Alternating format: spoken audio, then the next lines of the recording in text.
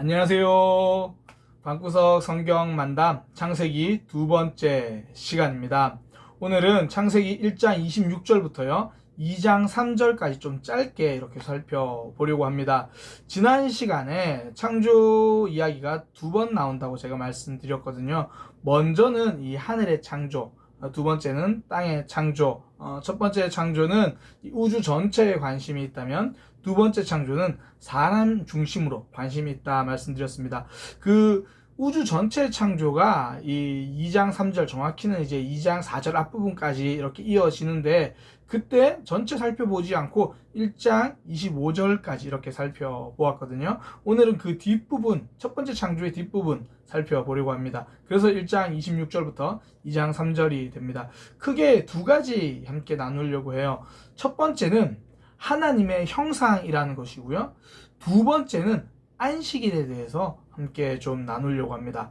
하나님께서 사람을 만드시면서 마지막 여섯 번째 날에 사람을 만드시면서 하나님의 형상으로 만드셨다, 이렇게 이야기를 하거든요. 이게 정말 중요한 개념입니다.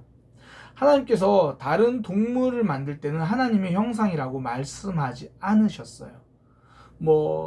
다른 동물이나 빛이나 그 무엇을 만들 때도 하나님의 형상이라는 표현을 쓰지 않으십니다. 그런데 유독 사람만 하나님의 형상이다, 이런 표현을 쓰는 거죠. 이게요, 굉장히 중요합니다. 어떻게 보면 이 하나님의 형상이라고 하는 부분 때문에 우리 인류의 역사가 가능한 거죠.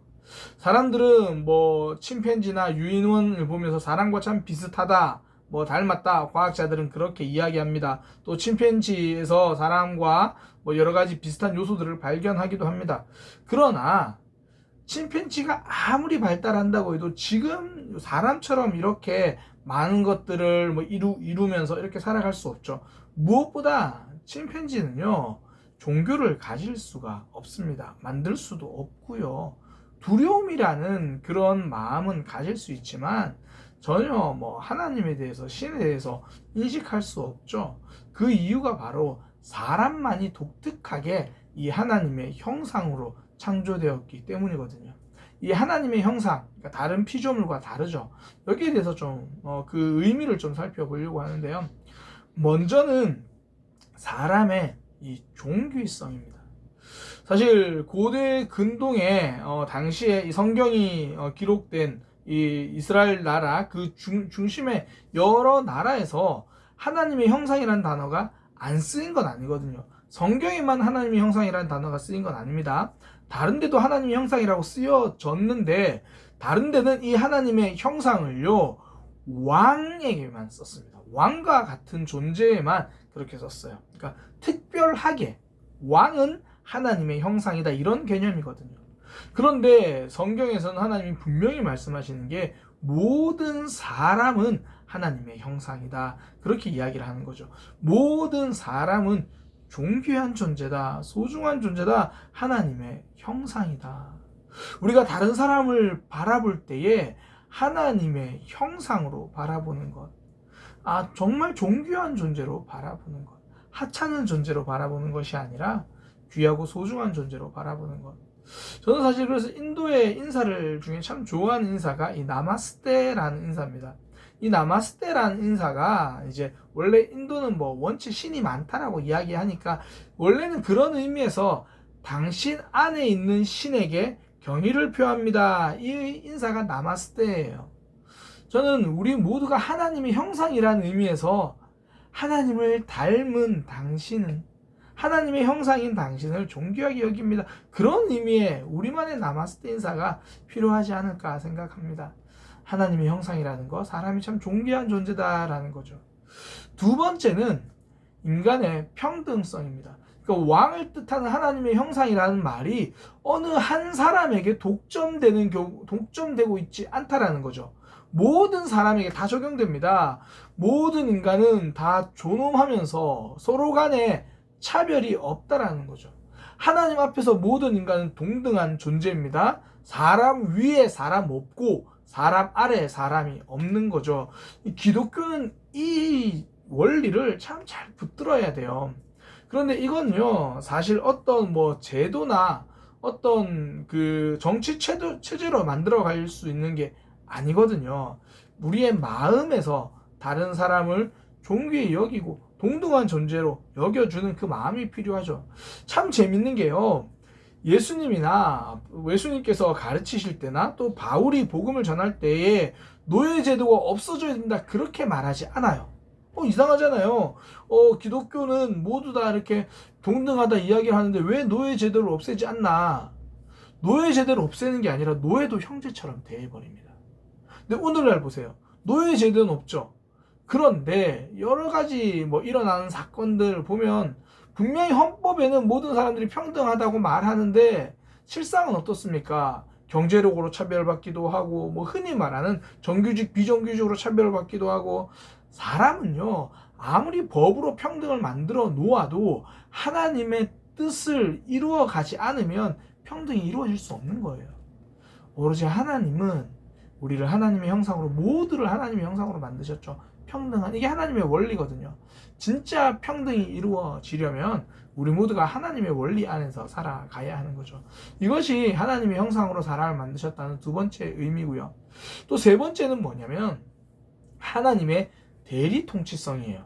그러니까 고대 사회는 왕이 여러 지역을 통치해야 할 경우에 그 왕이 여기를 다스린다는 상징으로 그 왕의 동상을 여러 지역에 세워 두었습니다. 뭐 예를 들어 스핑크스도 일종의 그런 역할이에요. 그러니까 이제 뭐 파라오가 여기까지 다스린다, 바로 왕이 여기까지 다스린다, 뭐 그런 개념으로 그런 뭐 형상, 그런 동상 같은 것을 만들어 세워 두거든요.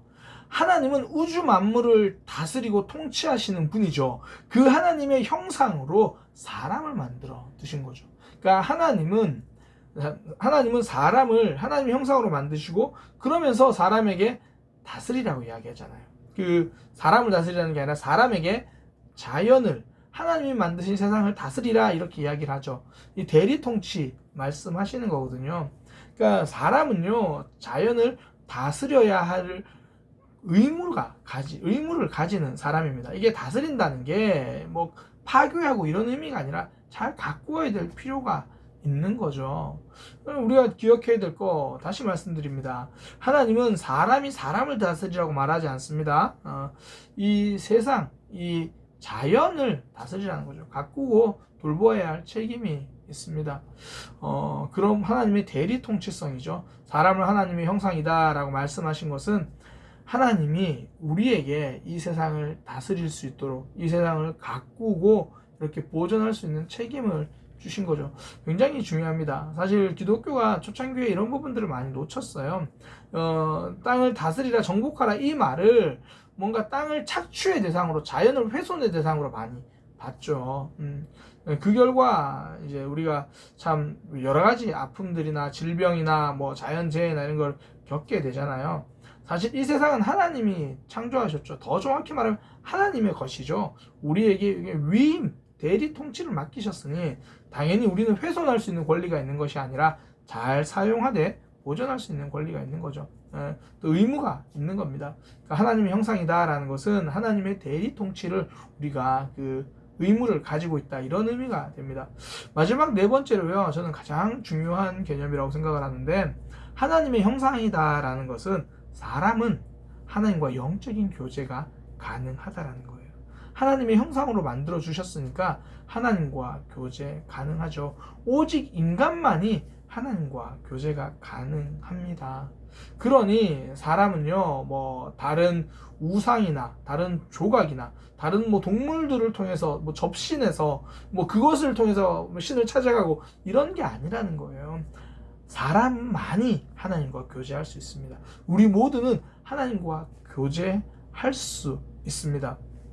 그 유발 하랄이라는 학자가요, 역사학자인데 이 동물과 사람의 차이를 이야기하면서 그 중에 하나가 이런 이야기를 해요. 어떤 동물도 사후 세계에 대한 생각은 하지 못한다. 그러니까 이럴 수 있는 거예요. 이 원숭이에게 바나나를 이렇게 그에게 주면서 이 바나나를, 네가 지금 이 바나나를 네가 먹지 않고 다른 침팬지들에게, 다른 원숭이에게 나눠주면 너는 죽어서 천국 가서 더 많은 바나나들을 받을 거다. 이런 식의 설명은 이해하지 못한다라는 거예요. 죽음 이후의 세계 전혀 이해하지 못한다는 거죠. 어떤 의미입니까? 영적인 존재에 대한 이해는 사람만 할 수 있는 거예요. 왜 그렇습니까? 하나님의 형상이기 때문이거든요. 그러니까 하나님의 형상이기 때문에 사람은 하나님과 교제할 수 있습니다. 이 말은 다르게 말하면 우리는 하나님과 교제하면서 살아야 한다라는 이야기죠. 우리가 말씀 보고 기도하고 예배하는 이유가 바로 거기 있습니다. 하나님의 형상으로 지음받은 우리, 하나님과 교제하며 살아가는 거죠. 이것이 바로 하나님의 형상이다라는 의미입니다. 네 가지를 살펴봤는데요. 하나님의 형상이다라는 것은 그만큼 사람이 존귀한 존재다, 소중한 존재다, 그거고요. 사람 간에 서로 평등하다.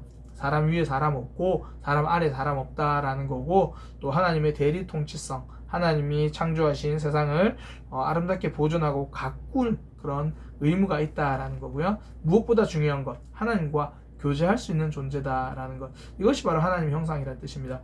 또 하나, 이제 두 번째는 안식일에 대해서 좀 살펴보려고 하는데요. 짧습니다. 말 그대로 하나님께서 6일 동안 창조하시고 7일째 안식하셨다 이야기를 하죠. 하나님이 6일 동안 만드시기가 너무 힘들어서 7일에 좀 쉬어야겠다, 이런 게 아니죠. 하나님 힘드신 분이 아니잖아요. 그런데 하나님은 왜 6일까지 창조하시고 7일째 쉬셨을까요? 끝났다라는 거예요. 완성하셨다라는 겁니다. 더 이상 다른 무엇을 하지 않으셔도 된다라는 거죠. 그러니까 창조는요, 세상의 시작뿐 아니라 세상의 완성입니다. 하나님은 6일 동안 천지를 창조하시고 매일 뜻대로 하나님 뜻대로 이루어진 걸 보고 기뻐하셨습니다. 그리고 마지막에 안식을 선포하시는 거예요. 이제 끝났다, 완성되었다. 하나님의 안식은요, 하나님의 모든 일이 완성되었음을 의미합니다. 그러니까 오늘날 우리가 안식일을 지킨다, 그럼 주일 예배를 드린다, 이런 부분들은요, 결국 우리가 얼마나 잘 쉬느냐 이게 아니라 하나님이 우리를 위해서 완벽하게 창조해 주신 그 하나님의 역사를 기억하는 거예요. 그러니까 하나님의 일하심을 기억하는 거죠. 그리고 하나님께서 이 안식일에 복 주신다 이렇게 이야기하거든요. 복이 무엇입니까? 하나님이 우리와 함께 하시는 거예요. 창조주 하나님이 나와 함께 하시는 거예요. 이게 안식에서 누리는 복입니다. 하나님이 나와 함께 하시는 것. 하나님께서 세상을 6일 동안 창조하시고요, 마지막 날에 안식하셨습니다. 이것은 하나님께서 힘드셨다는 이야기가 아니라 모든 창조가 완성이라는 거예요. 하나님은 완벽하게 세상을 창조하셨다는 이야기입니다. 그 하나님의 완성을 누리는 사람이 성도죠. 그러니 우리는 오늘날은 이제 안식일이 주일 개념이잖아요. 주일에 예배할 때 우리를 위해서 완벽하게 창조하신 그 하나님, 우리를 위해서 일하시는 하나님 기억하는 겁니다. 주일에 하나님 앞에 나와 예배할 때 어떤 하나님을 기억한다고요? 우리를 위해서 완전하게 일하시는 분, 완벽하게 일하시는 분. 때로는 우리가 하나님의 계획을 다 알지 못해서 때로는 조금 답답한 마음도 있지만, 그러나 완전하신 하나님을 믿으시기 바랍니다. 완벽한 창조의 하나님을 붙드시기 바랍니다. 그 하나님이 우리 삶을 인도해 가십니다. 이것이 바로 안식일의 의미죠. 오늘 두 가지 살펴보았습니다. 하나님의 형상이라는 것과 안식일에 대한 것. 이것이 창조에서 굉장히 중요한 개념 중에 하나거든요. 우리는 하나님의 형상으로 창조되었다. 또 하나님은 완벽하게 창조하셨다. 이 부분을 기억하며 살아가는 믿음의 삶이 되시기를 소망합니다. 마치겠습니다. 감사합니다.